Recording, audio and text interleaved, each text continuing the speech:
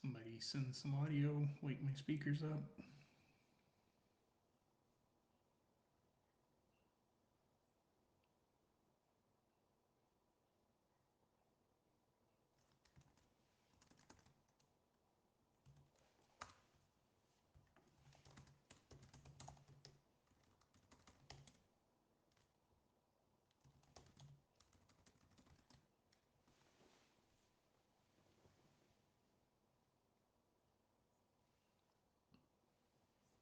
I'm not sure that the right thing is happening for me. You're hearing me, yes?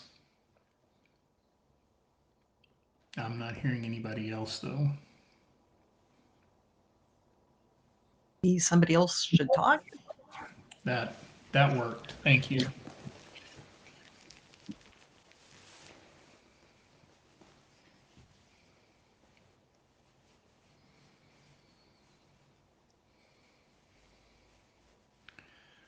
We're a couple of minutes past the top of the hour. We'll wait another minute for the join rate to slow and we'll start in. If you've not already reviewed the notes, if you have any, please review them. And if you have any agenda bashes, that's the first question I'll ask here in a moment. If you can, share video. We want this to be a meeting around the table, but do remember that the meeting is being recorded and will appear on YouTube.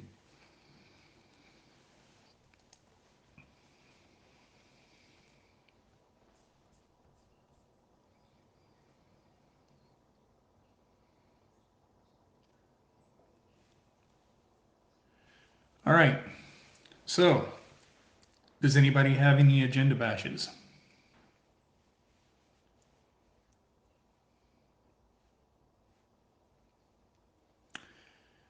Not hearing any. The first thing I'd like to bring up as a hot topic is to acknowledge that we've had a couple of days of roughness around the draft submission deadline with www.ietf.org itself. Things changed at www.ietf.org's configuration, at Cloudflare's configuration, and maybe with Cloudflare's behavior to conspire to put us in a spot where the just www.ietf.org was behaving slowly when things were not being served out of cache. Several of us are looking into this. Glenn has made some changes to the Apache configuration that have helped. They're a stopgap measure. We have been making changes to the configuration at Cloudflare to try to improve the way that it caches and try to improve the way that it shields our origin server from nuisance traffic. We'll see how well that performs over the next few days. But the real answer is that it's really time to go through the effort to move www.ietf.org out of Apache into Nginx. And I will be putting together a plan to see if we can do that as we're working our way up to 116 or if it will be a post 116 activity. The Glenn's current hypothesis is that we have taken the mod proxy part of Apache 2 beyond what it is capable of doing with the way we have the www.ietf.org site architected, where we are slicing out chunks of the namespace to feed through mod proxy versus serving things, a lot of the rest of the URL space directly off disk or through other applications. So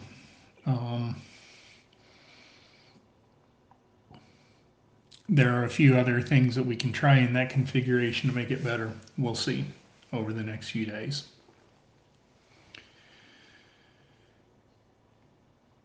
I'm going to move on.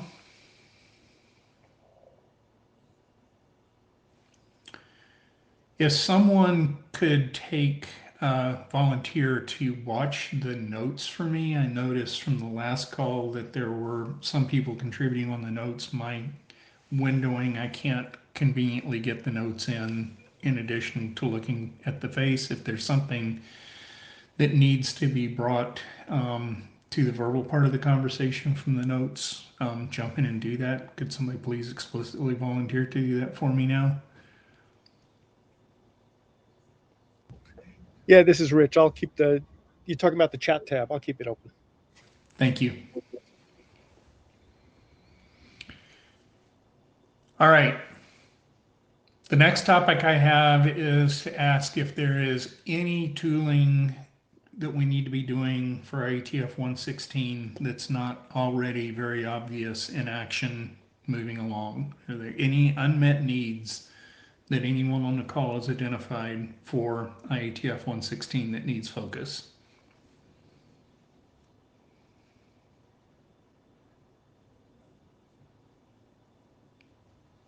All right, not hearing anything. I have a high-level question about a thing that we do a lot that has its origins in the way people were consuming our data 20 years ago, a decade ago. Many people have old tools that are still consuming these things, but we produce a large number of very large artifacts. I've listed a few of them in the notes where we essentially take a chunk of our database and make a big text file. Sometimes a big XML file, sometimes a big JSON file, but it's a really big file of everything. The RFC editor also does this for all of the RFCs. They produce one big dump that has, a bunch of stuff about the RFCs in it. And I would like to propose and discuss whether or not this is still the right thing to do. I would propose that we stop it and work with the people that really want to use these things on getting them to use a more modern, ask for the things that they're really interested in.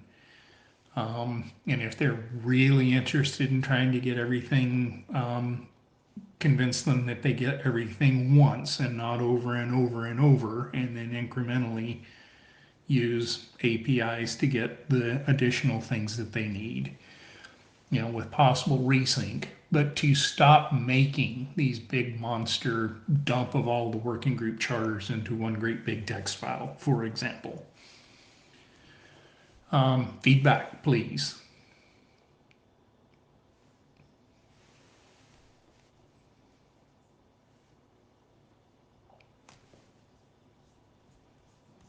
I mean, some people complain because it's a change, but seems fine to me.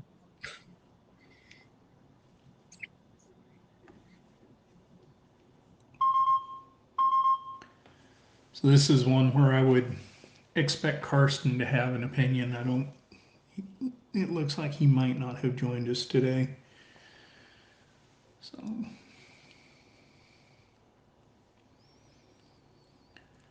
unless anybody has any guidance against it, I'll just take this proposal and send it to the tools discuss list so we can get some more people talking about it.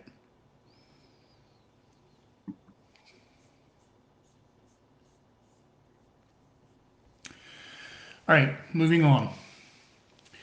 An update on our work to move our primary DNS services into Cloudflare. We identified that we needed to move our registrars away from the current registrars first, so that we could more easily take advantage of the DNSSEC capabilities that Cloudflare offers. We've begun the process of transferring these domains. It has turned out to be a arduous exercise.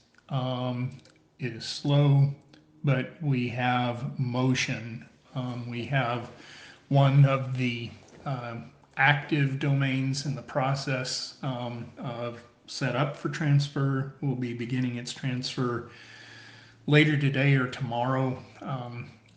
We're just waiting for the removal of DNSSEC on that particular zone to expire through cache before we initiate the transfer. We'll be going through this with the other zones. While we might be getting them ready to move, I don't plan to move them starting from now until after we get past 116 so that we don't disrupt the meeting with this activity. So we'll pick this back up right after 116.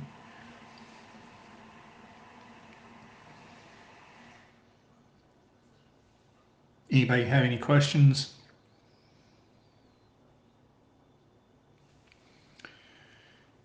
I will make a shout out to Nick here. He's built a very nice set of tooling using GitHub Actions and the APIs at Cloudflare to ensure that we have a traceable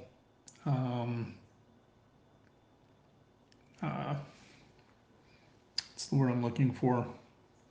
Change controlled picture of what the current configuration of the zones are once they're in Cloudflare. So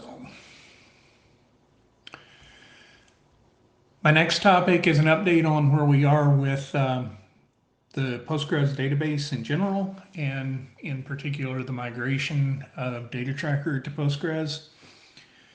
Last week we successfully we built a new cluster on IETF for Postgres with modern configuration, modern defaults, things like having checksums turned on in cluster wide, having it set up to properly replicate when we turn replication onto IETF-C, which we have not done yet, and we won't do until after we do the migration of the data tracker into it, so that the data tracker migration isn't further slowed and we end up with a longer amount of downtime because replication would be happening while we're loading it.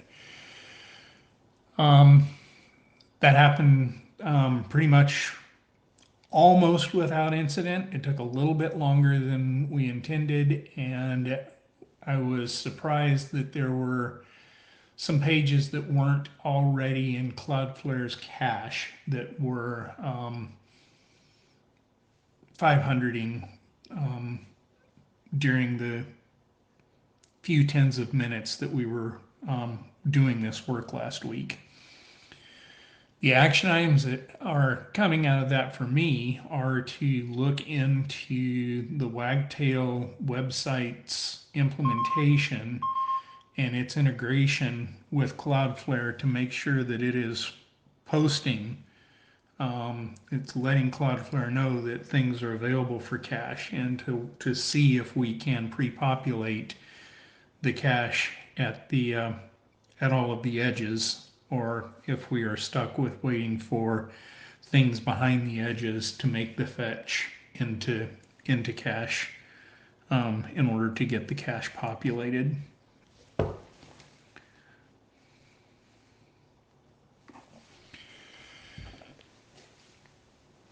I will be testing the data tracker Postgres transition on IETF later today or tomorrow.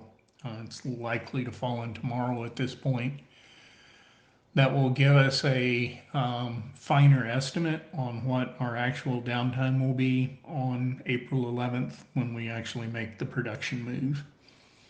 I still expect this to be in the large tens of minutes time frame. We may be out for my conservative thumbnail says that will be done within an hour and a half, I hope that I learn that we can be done much more quickly than that with the tests that I run in the next couple of days. Questions about this?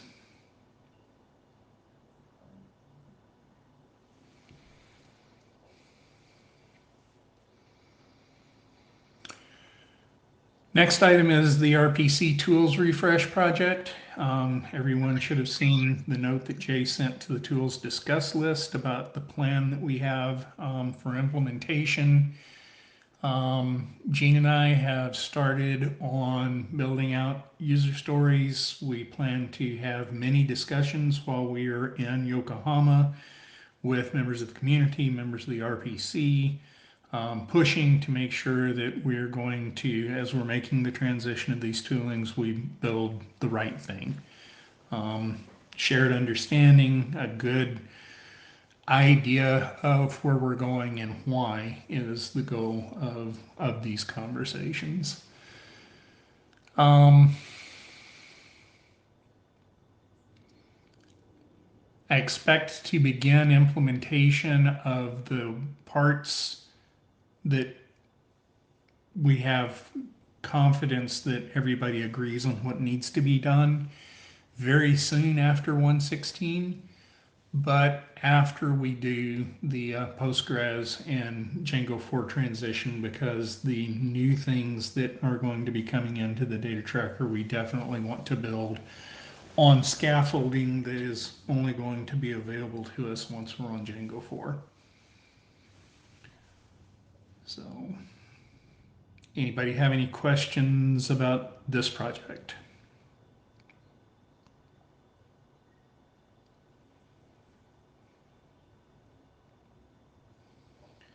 So Alexa, just as an early introduction and a teaser for some of the, Alexis, sorry, teaser for some of the conversations that we're going to be having is, where the errata data lives. So in the conversations that Gene and I have been having, it seems to us at the moment, to me in particular, but I think that conversations need to continue to happen, that the errata data should live with the RFC data, and that's going to be in the data tracker. So, all right.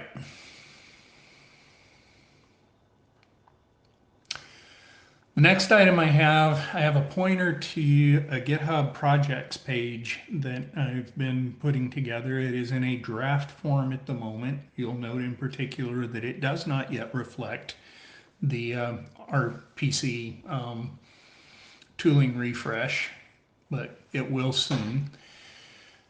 I wanted to get feedback on this call about whether or not this is a useful and an effective way to try to communicate at a high level what the tools team is going to be doing over the next several IETF cycles to the people who are not on the tools team and the people who are not paying close attention to calls like this one. Has everybody had a chance to look at it?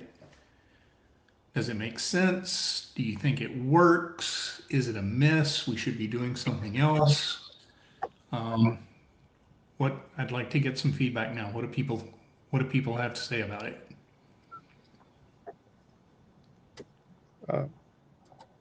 I like it. It seems reasonable. I've seen, lots of other GitHub projects use it, so seems okay.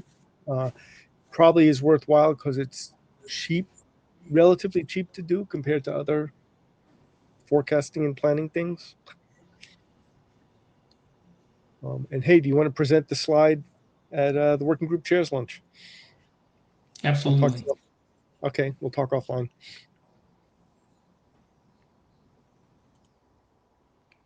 Does anybody see anything that we should do differently if we do go ahead and flesh this out and continue to pursue it?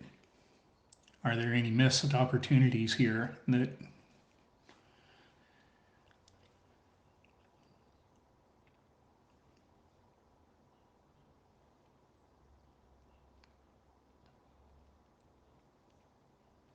Did it make anybody particularly happy to see it? I mean, is this a spot on thing?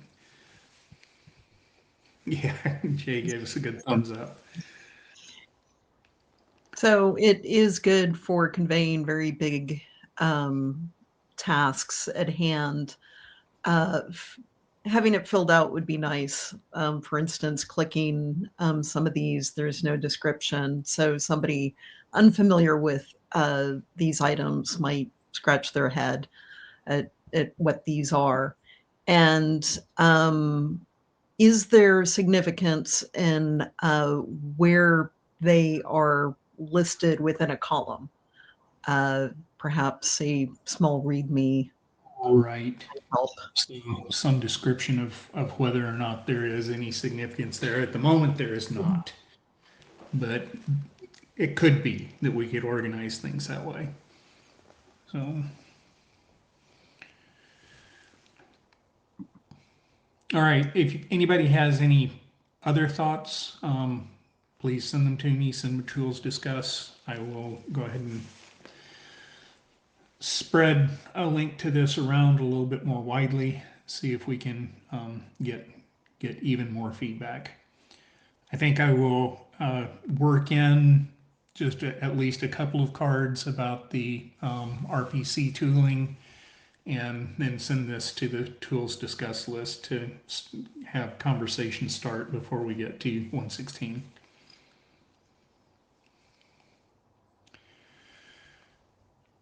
All right, we're now down to the RFI section, so we'll start going a little more quickly, but if there is something that needs to be discussed, raise a flag, let me know.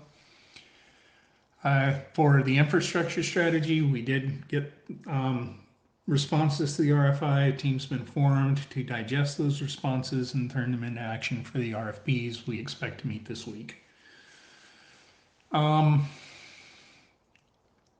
As we discussed at the last meeting, we simplified the number of addresses used to report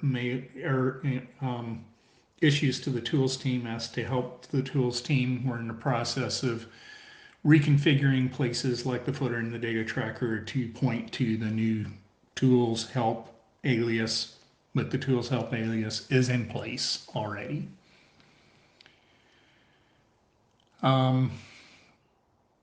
Greg notes that we're trialing transcription at 116. Greg, is there anything in particular that you want to point to in the interactive part of this? You're muted and unmute. I think you're there now. Yep. Okay. Yep. Just this is a little bit of a late ad, so let me know if you have any questions. But we'll be taking feedback and expect to review and then further develop it or not after 116.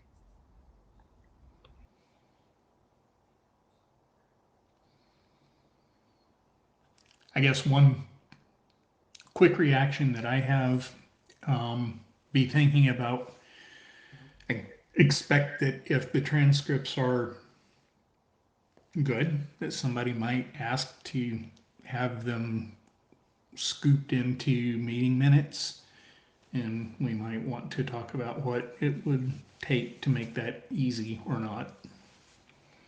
Yep. That's definitely something we discussed, so we can talk about it. Yep. Greg sent a note to the relevant lists that we are at the end of the track wiki migration and a few other wiki technologies migrations into wiki.js, but track in particular is winding down. I expect to do the final archive of the track wikis tomorrow.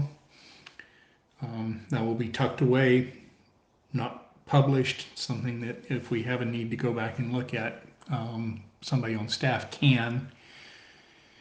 But the wikis, the information in wiki.js is now what people should be looking at.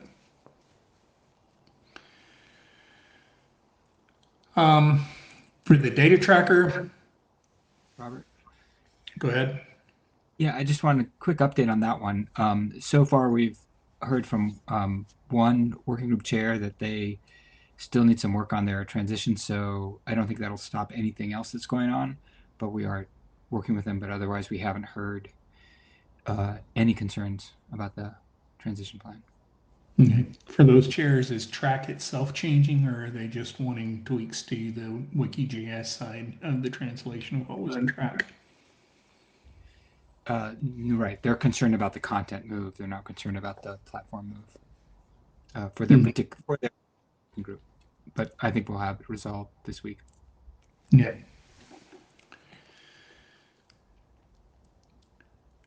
For the data tracker, things are moving quite rapidly. They're moving as expected.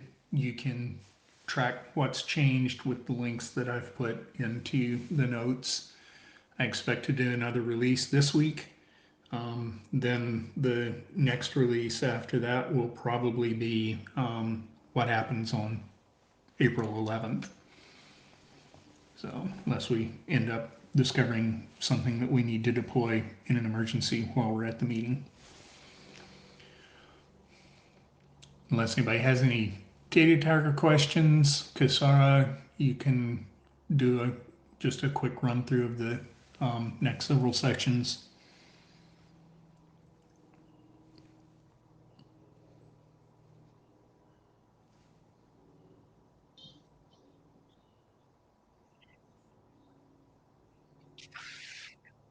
On PBXML side, Rebos is working on versioning all the GitHub workflows. There are some bug fixes since the last call. For author tools, there are several bug fixes and improvements, especially on ID diff and RFC diff. There are some cases where ID diff is slower, so I have set up timeouts now to fall back to RFC diff if ID diff is taking long time to give back results to someone. Right now, I have put 20 seconds of timeout, so if it's taking too long, then ID diff will fall back to RFC diff.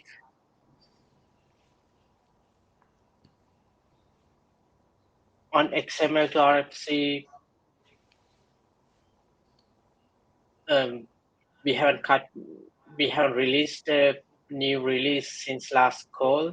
There are a few changes on the pipeline. The next release probably would be after the IETF meeting. The notable changes are we're gonna add a new font to support math symbols. The current font repository that we use for Noto fonts is archived on the Noto side. So the plan is to maintain a separate repository on our side that will include all the fonts that we use for RFC publication. The XML to RFC documentation will be updated to use this repository to download the fonts, and maybe we could write some scripts to use that repository to automate it. Any questions on the things so far? I guess I have a couple of points I'd like to add. The BibXML service has failed a couple of times as we were under the pressure that as we were coming up on the draft submission deadline. We are investigating why, and we'll be addressing the failure so that it doesn't recur. For XML to RFC, I have a question for the RPC, I guess. as Kassar mentioned, he's not planning on cutting the release that would have this Notomath font in it until after 116. If that is going to block publication of anything, let us know.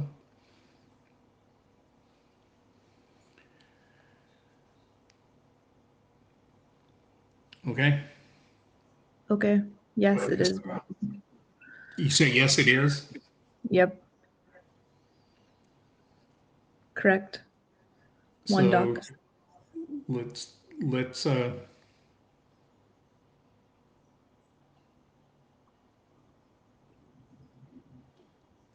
let's work together over the next couple of days to determine whether or not that's okay and when a release date is really needed and Okay. has that support.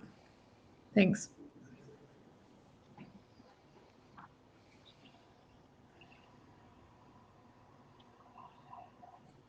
All right, sorry if you want to continue. Yeah, so on Vector website, there's a lot of work happening on getting multi-site set up to migrate IAB website into Vector. These are on the testing at the moment on a dev server. Any questions about Vector website?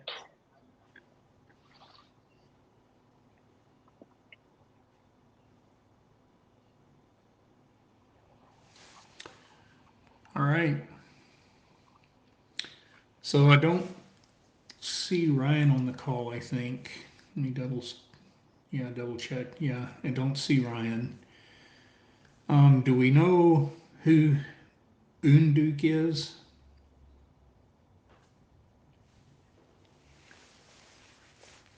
I'll ask Ryan to send an update on Mail Archive, but I will call out that the most recent release added some pages that are designed to replace a large part of what historically had been called the IMR reports.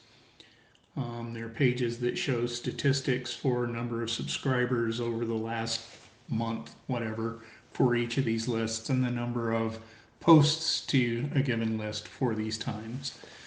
This will integrate with a page on the data tracker that talks about groups closed, groups open, documents published, things like this, to fully replace what had been in the IMR reports.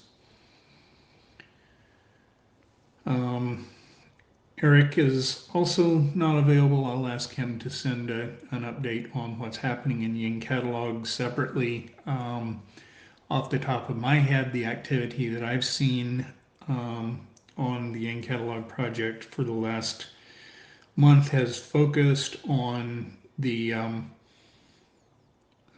primary user interface, particularly around search and saying the correct things about whether or not the data that's being described on a given output page is from a Yang module that has finished going through a process that makes it an official thing. They're using the word ratified. It makes me very nervous. I don't know that ratified is a great word given the intersection with the IETF community, but that's where the focus of effort has been, as best I can see it.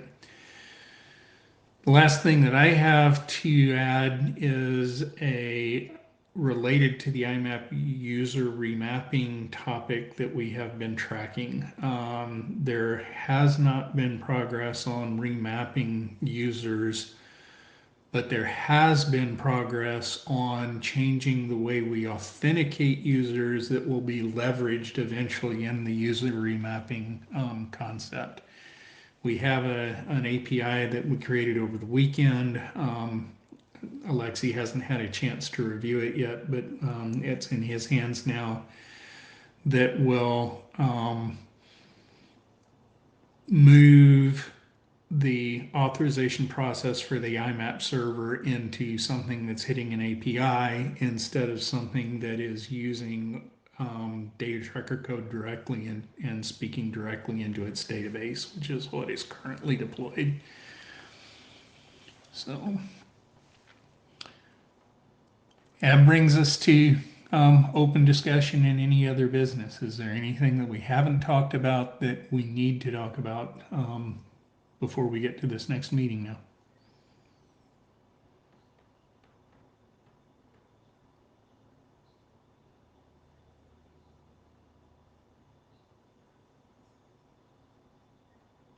All right, not hearing anything. I thank everybody for their time, and we'll see you in Yokohama.